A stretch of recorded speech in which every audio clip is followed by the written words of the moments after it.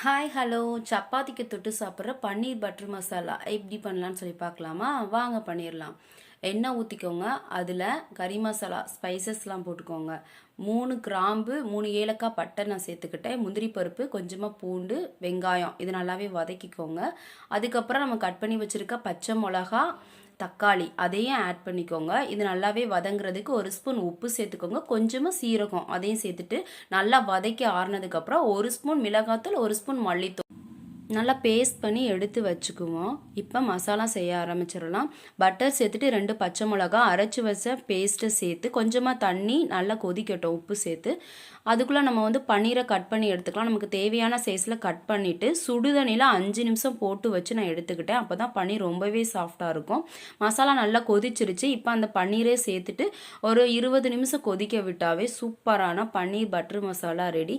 Try பண்ணி பார்த்துட்டு சொல்லுங்கள்.